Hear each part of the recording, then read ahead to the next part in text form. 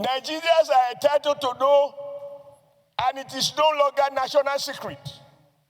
The commander of that area who ordered that those men be withdrawn.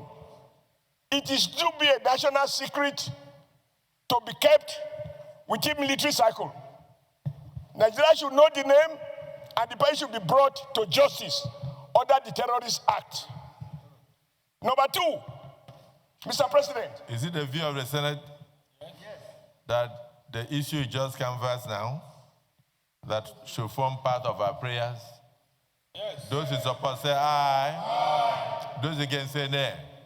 The ayes have it. That is taken. Yeah. We will form part of our prayers. Mr. Yes, President, under your leadership, we have passed death penalty on terrorism. This parliament is on record as having done that. Mr. President, I am troubled when, after all the efforts that security agencies and the prosecuting authorities have to invest to secure conviction, because unfortunately the state cannot behave like a mob. So you have to prosecute, follow due process. I am troubled by the conflicting judgment by various high court judges, where the law says act of terrorism, if convicted, shall attract death penalty.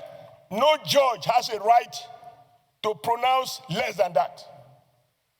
It is only when you have implemented the law, interpret the law, not the sentiment of a judge, the will of the people as conveyed in a law, then the president can decide if there are reasons for him to do so, whether to commute or to reduce. How can an offense that carries death penalty, a judge reduce it to 20 years in prison? That is not acceptable. But he has violated the laws passed by the parliament. Number three, sir, and this will be the last. Has that happened in Nigeria already? It has.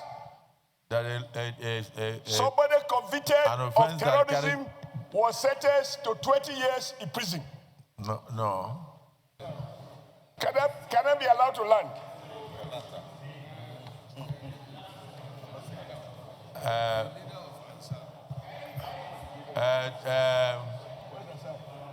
The civil senator, you have, Mr. President, that is the leader of Assad. They have a group. You have 30 seconds. A terrorist group called Assad. You have 30 seconds to land, but please be guided. Okay. Let's concentrate on the issue in discussion. I will be guided. These are our people. For example, somebody allegedly kills someone who came to attack him on his farm. And because he killed in self-defense, the man was sentenced to death.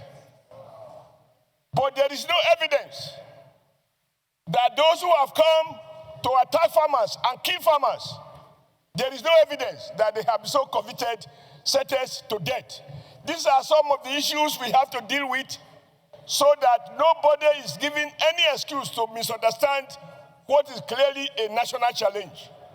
I believe that President Tinubu inherited a situation that was already so complicated that no one of us, if we were to become president, can decree insecurity out of existence overnight. But we can begin to mobilize discernible action. We can begin to re-examine some of the discontent, but also call on the security chiefs. I am sure my colleagues here, you listen when the chief of defense have said there is what they call war economy. That is to say, there are officers who may well be making money from this crisis.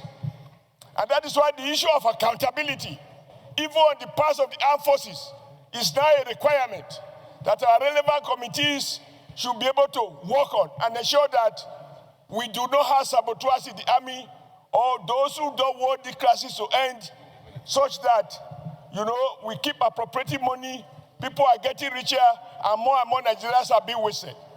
But I conclude by saying, all of us must commend the president for what he has been doing. If you see his face on television, you know that the president is not sleeping. What we need is our collective wisdom to reinforce his own limited wisdom, because nobody has monopoly of wisdom, so that together we can find a holistic solution. This situation calls for national unity. It calls for collaboration. We must not talk as Christians or as Muslims. We must not talk as Northerners or Southerners, Easterners or Westerners. It's a national challenge, and we need a national solution. Thank you, Mr. President.